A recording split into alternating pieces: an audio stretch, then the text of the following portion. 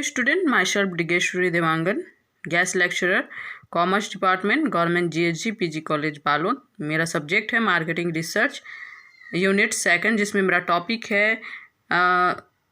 मेरा टॉपिक है research design. तो देखिए, सभी प्रकार के व्यावसायिक कार्यों में शोध के अवसर होते हैं। ये शोध कार्य किसी निश्चित उद्देश्य के लिए होता है और उद्देश्यों की प्राप्ति केवल उसी समय हो सकती है जबकि योजनाबद्ध व व्यवस्थित रूप में शोध कार्य किया जाए। इसी योजना की रूपरेखा को शोध प्ररचना या रिसर्च डिज़ाइन कहते हैं। कहने का तात्पर्य यह है कि हम कोई भी कार्य जैसे करते हैं तो उसका एक प्रारूप तैयार कर लेते हैं, है ना, एक योजना बना लेते हैं, एक रूपरेखा तैयार कर लेते हैं कि हमें ये करना है ना, ताकि हमारा काम आसान हो जाता है और हमारा कार्य सफलतापूर्वक क्या हो जाता है, पूर्ण हो जाता है। ठीक उसी प्रकार अनुसंधान में, है ना, चाहे वो बाजार अनुसंधान हो या सामान्य जो है अनुसंधान हो, है ना, हमें एक रूपरेखा तैयार करनी होती है कि हमें कब, कैसे और क्यों करना है और किस प्रकार करना है। तो ये रूपरेखा क्या कहलाता है, रिसर्च डिज़ाइन कहलाता है। ये क्या करता है, हमारी जो समस्या होती है वो उसका समाधान कर देती है, क्योंकि जब तक हम रूपरेखा नहीं बनाएंगे तब तक हम अपने कार्य में सफल नहीं होंगे, है ना। रूपरेखा बनाएंगे, एक सिस्टमैटिक्स जो है सारी चीज़ें रहेंगी तो हम उसके अंतर्गत जो है हम एक स्टेप में हम अपना काम करते रहेंगे।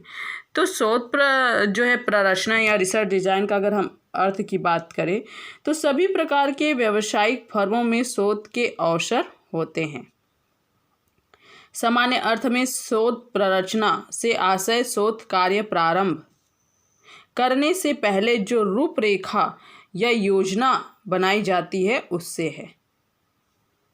प्रायः विपणन समस्या के समाधान से शोध कार्य प्रारंभ करने से रूपरेखा बनाई जाती है कि शोध किस प्रकार किया जाए, उसे ही शोध प्ररचना कहते हैं।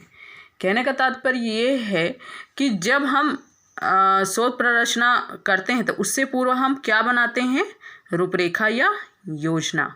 इसे ही क्या बोला जाता है, रिसर्च डिज़ाइन कहा जाता है।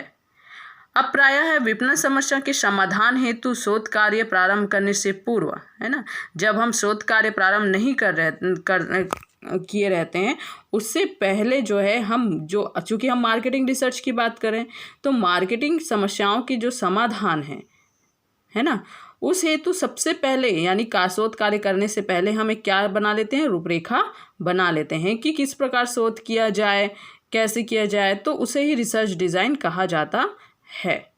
जो हमारा जो है वो जो रूपरेखा है वो हमारा क्या करता है, मार्गदर्शन करता है। तो परिभाषा है रोनाल्ड गिंट के अनुसार, है ना, रोनाल्ड गिंट के अनुसार शोध प्ररचना एक योजना से संबंधित है।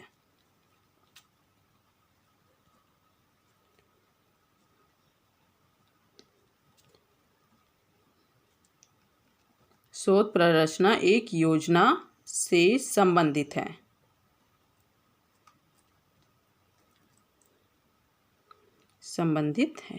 जिसके द्वारा जो है सूचनाओं का विकास किया जाना है। कहने का तात्पर्य ये है कि शोध रिसर्च जो डिज़ाइन है वो योजना है, योजना से संबंधित है ना, जिसके द्वारा जो है हम सूचनाओं का क्या करते हैं, विकास करते हैं। नेक्स्ट परिभाषा है केनेथ आर डेविस के अनुसार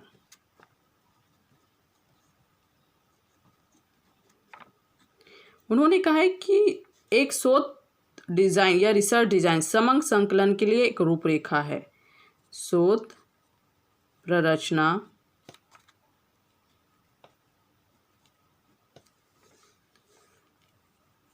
समग्र या डाटा समग्र संकलन का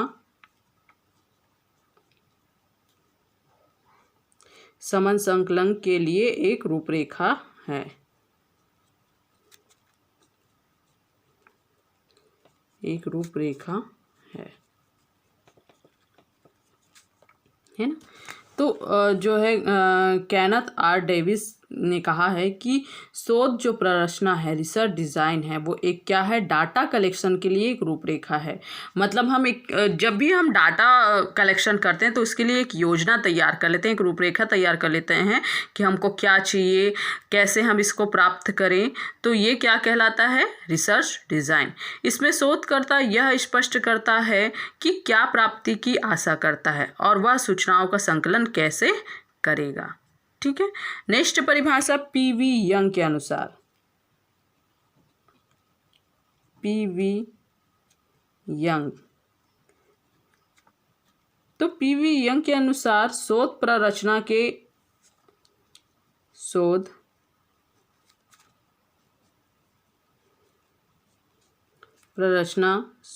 के एक अंश का तर्कयुक्त तथा व्यवस्थित डिज़ाइन है,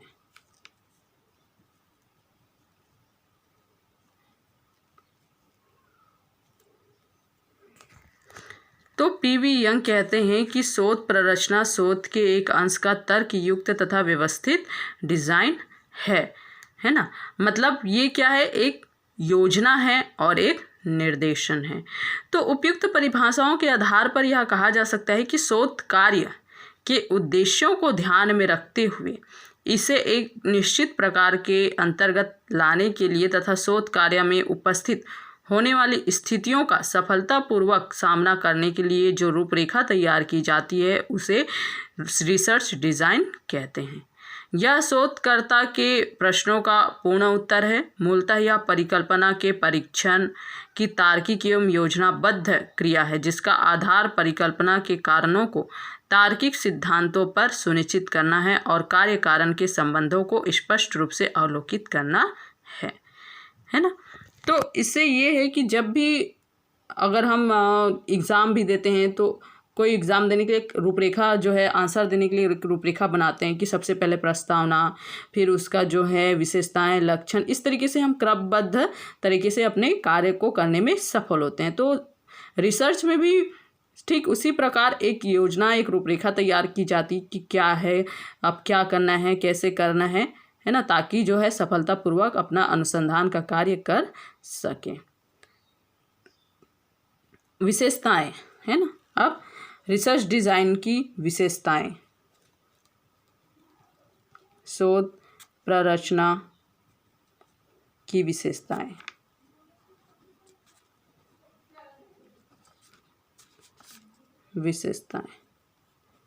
तो सबसे पहले इसमें है पूर्वानुमान,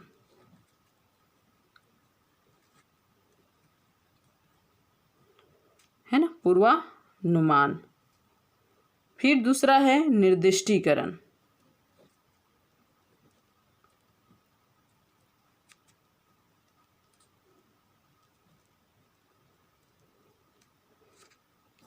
स्पेसिफिकेशन।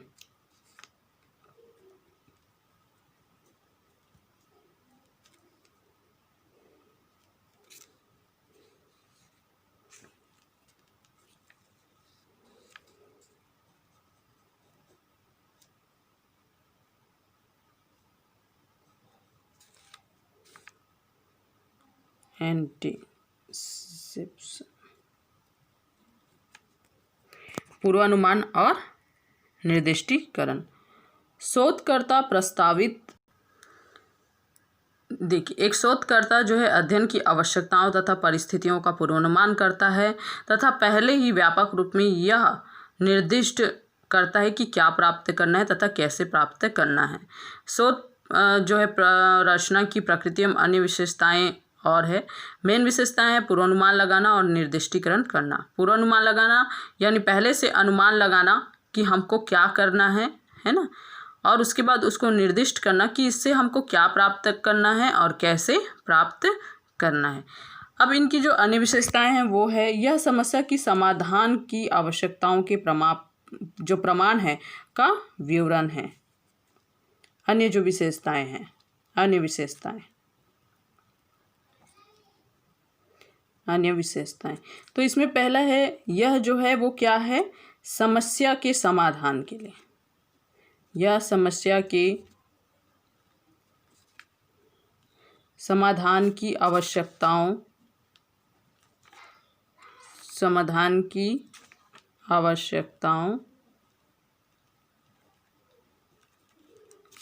के प्रमाण का विवरण है।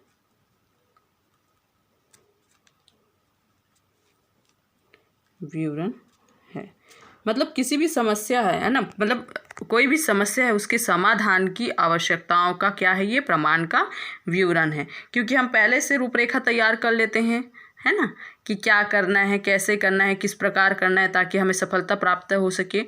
तो यह जो है हमारे पूरी समस्या का समाधान कर देता है। क्योंकि जब तक हम रूपरेखा नहीं बनाएंगे, हम इधर उधर काम करेंगे, हमें पता ही नहीं होगा कि हमें क्या करना है ना।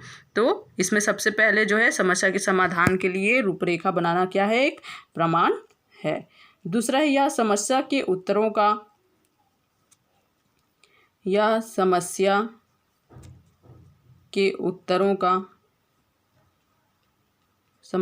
उत्तरों को उत्पन्न करने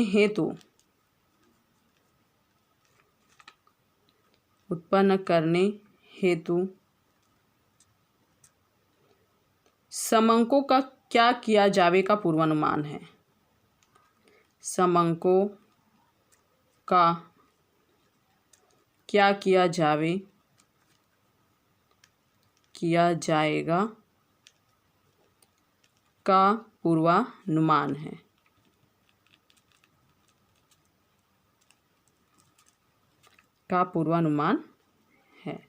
ठीक है। तो क्या करना है, कैसे करना है, इसके लिए एक डिज़ाइन तैयार किया जाता है। तो ये रिसर्च डिज़ाइन जो है एक पूर्वानुमान है। तीसरा है, यह आधारभूत योजना का विवरण है ना, यह आधारभूत योजना का विवरण है। यह आधारभूत योजना का विवरण है।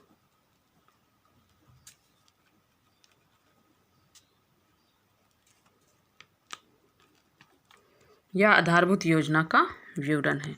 देखिए, ये जो है हमारे जो योजना है, जो रिसर्च डिज़ाइन है, वो हमारी योजना का क्या है, आधारभूत विवरण है, जिसके द्वारा हम उत्तरों को प्रकट करते हैं और वैधता को ज्ञात करने का प्रयास करते हैं, है ना। मतलब हम एक योजना तैयार करते हैं जिसके आधार पर जो है हमें क्या क्या करना है ना, उसको हम उस रूपरेखा में लिखते हैं तथा उसकी वैधता का ज्ञात करते हैं, है ना, अपने कार्य में लाते हैं। नेक्स्ट है, यह निर्दिष्टीकरण का प्रमाण है।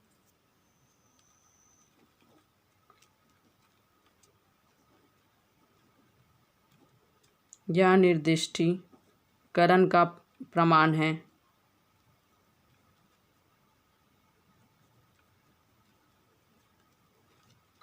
यह निर्दिष्टीकरण का प्रमाण है। कहने का तात्पर्य यह है कि क्या करना है, कैसे करना है, इसे कैसे प्राप्त करना है ना। तो रिसर्च डिज़ाइन जो है एक निर्दिष्टीकरण का क्या है, प्रमाण है। पांचवा, यह परियोजना की लागत और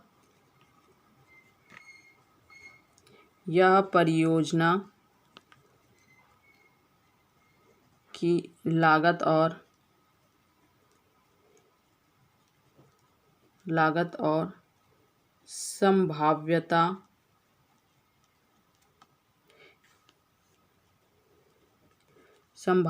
की गणना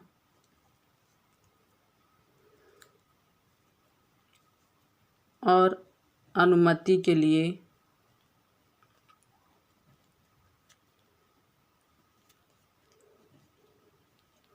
मार्गदर्शक है।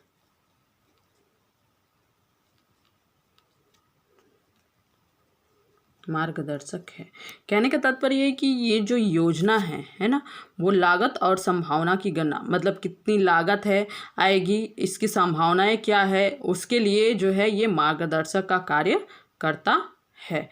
चूँकि हम अभी मार्केटिंग रिसर्च पढ़ रहे हैं ना, बाज़ार के लिए हमें रिसर्च करना है, उसके लिए एक डिज़ाइन तैयार करना है कि क्या करना है, कैसे करना है, कैसे हम जो है शोध करें, कैसे हम नए तथ्यों की खोज करें, है ना। तो योजना बनाए, तो योजना बनाने में क्या क्या जो है जो है रूपरेखा तैयार करनी होगी, कितनी लागत आएगी, तो उन सब की जो है गणना और अनुमति के लिए मार्गदर्शन प्रदान करता है कौन?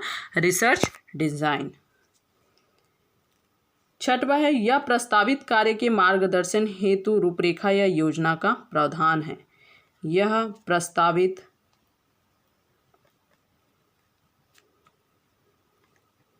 कार्य के मार्गदर्शन हेतु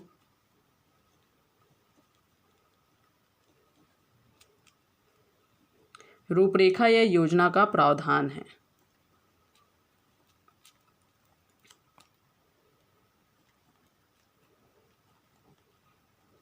रूपरेखा या योजना का प्रावधान है ना।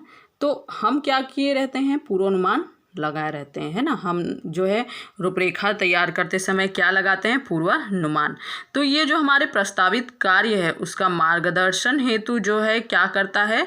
एक योजना या रूपरेखा बनाता है ताकि हम अपने कार्य को सफलतापूर्वक प्राप्त कर सकें। नेक्स्ट है, शोध प्ररचना शोधकर्ता को शोध की एक निश्चित दिशा का बोध कराता है। शोध प्ररचना शोधकर्ता को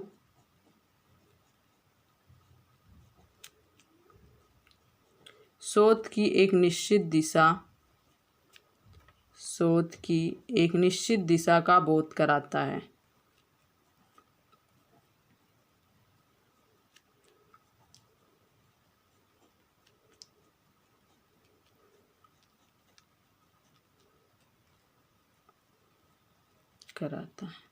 तो रिसर्च डिज़ाइन जो होता है वो शोध करने वाले को अपने रिसर्च की एक निश्चित दिशा का बोध कराता है ना। देखिए, अगर एक एग्जांपल लेते हैं कि अगर मुझे बाज़ार में सामान खरीदने जाना है ना, तो मैं क्या करूँगी? एक योजना तैयार करूँगी कि मुझे क्या क्या सामान खरीदना है, कैसे खरीदना है ना, उसका मूल्य क्या होना चाहिए। तो इस प्रकार जो है मैं अपनी जो दिशा होती है, मतलब मुझे सामान खरीदना है, कितना खरीदना है, कैसे खरीदना है, किस रेट में खरीदना है, तो अगर मैं पहले से उसका अनुमान लगा लूँ, है ना, तो मैं उसमें क्या करूँगी? सफलता प्राप्त करूँगी। मतलब एक बजट, है ना, एक बजट तैयार कर लूँ। उसी प्रकार बाजार में जब एक शोधकर्ता रिसर्च करता है तो वो क्या करता है? अपने जितने भी कार्य है उसका एक प्रारूप तैयार कर लेता है, एक योजना बना लेता है। वो योजना जो रिसर्च डिज़ाइन कहलाता है वो क्या करता है? शोधकर्ता को एक दिशा का बोध कराता है ना। क्योंकि अगर वो योजना नहीं बनाएगा, रूपरेखा तैयार नहीं करेगा, तो फिर उसको पता ही नहीं होगा कि वो कौन से कार्य को पहले करे या कौन से कार्य को करे ना करे, है ना। तो ये उनको पता नहीं होगा, जिससे उसका जो कार्य है वो असफल हो जाएगा। इसलिए ये जो रिसर्च डिज़ाइन है वो एक शोधकर्ता को दिशा का बोध कराता है कि अब पहले उन्होंने समस्या का चयन कर लिया, फिर अब उद्देश्य, फिर उसको क्रियान्वित करना, हाइपोथेसिस लगाना। तो ये सारा जो रूपरेखा है वो एक शोधकर्ता जो है अपने शोध में तैयार करता है ताकि वो एक निश्चित दिशा पर जाता है और अपना कार्य क्या कर लेता है? सफल बना लेता है। नेक्स्ट है शोध प्ररचना की मुख्य विशेषता विपणन समस्या की जटिल प्रकृति को सरल रूप में प्रस्तुत करना है। जो रिसर्च डिज़ाइन होता है, जो मुख्य विशेषता होती है ना, किसकी? विपणन समस्या की एक जटिल प्रकृति होती है, उसको क्या बनाता है? सरल बनाता है ना। क्योंकि मार्केटिंग की एक सबसे बड़ी समस्या होती है कि कैसे बेचना है, किसको बेचना है, ग्राहक कैसा होगा, ग्राहक की आय कैसी होगी, क्या ग्राहक उस वस्तु को खरीदने के लिए तैयार होगा कि नहीं होगा। तो ये सारा जो है हमारे पास एक समस्या आ जाती है, लेकिन रिसर्च डिज़ाइन जो है इस समस्या का क्या करता है? सरल रूप में समाधान प्रदान करता है। जो हमारे पास जटिल समस्या रहती है उसका समाधान प्रदान करता है।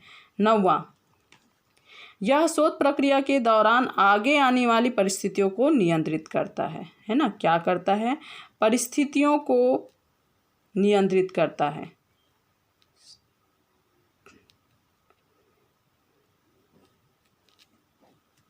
परिस्थितियों को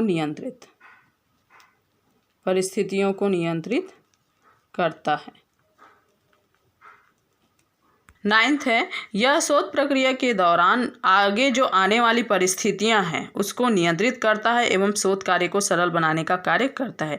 यानी कोई समस्या आ गई है ना, कोई परिस्थिति ऐसी है जो समस्या उत्पन्न करती है, तो जब हम रूपरेखा तैयार कर लेते हैं तो उस परिस्थिति को, उस समस्या को रिसर्च डिज़ाइन क्या करती है, नियंत्रण प्रदान करती है, जिससे शोध कार्य क्या हो सके, सरल हो सके। नेक्स्ट है, यह विपणन शोध के अधिकतम उद्देश्यों की प्राप्ति में सहायता होता है ना, उद्देश्यों की प्राप्ति में सहायता। यह जो है यानी रिसर्च डिज़ाइन विपणन शोध के अधिकतम उद्देश्यों की प्राप्ति में सहायक होता है। नेक्स्ट है, शोध प्ररचना का चयन विपणन शोध की समस्या एवं परिकल्पना की प्रकृति के आधार पर होता है। चयन किसके आधार पर होता है, समस्या, शोध की समस्या एवं परिकल्पना, शोध की समस्या एवं परिकल्पना के आधार पर रिसर्च डिज़ाइन का चयन किया जाता है। परिकल्पना चयन शोध की समस्या एवं परिकल्पना की प्रकृति के आधार पर जो है शोध प्ररचना का चयन किया जाता है। उसकी समस्या कैसी है, हमारी हाइपोथेसिस क्या है, हमारी परिकल्पना क्या है, इस आधार पर जो है शोध डिज़ाइन तैयार किया जाता है। फिर शोध प्ररचना समस्या की प्रतिस्थापन से लेकर शोध प्रतिवेदन के अंतिम चरण तक के विषय में उपलब्ध विकल्पों के बारे में जो है व्यवस्थित रूप से श्रेष्ठ निर्णय लेने में सहायता होती है ना। क्योंकि जब हम रूपरेखा तैयार करते हैं तो सबसे पहले हमारी जो है समस्या का चयन होता है ना, फिर उसके बाद हमारी क्या होती है, परिकल्पना होती है, फिर जो है आंकड़ों का संकलन होता है, फिर उसके बाद जो है हम प्रोसेस करते हैं, उसका वर्गीकरण करते हैं, विश्लेषण करते हैं, फिर शोध का जो है प्रतिवेदन रिपोर्ट तैयार करते हैं। तो ये जो है सारा चीज़ रिसर्च डिज़ाइन के माध्यम से तैयार किया जाता है ना। एक रूपरेखा बनाई जाती है ताकि हम सरलता से अपने उद्देश्यों की प्राप्ति कर सकें। Thank you.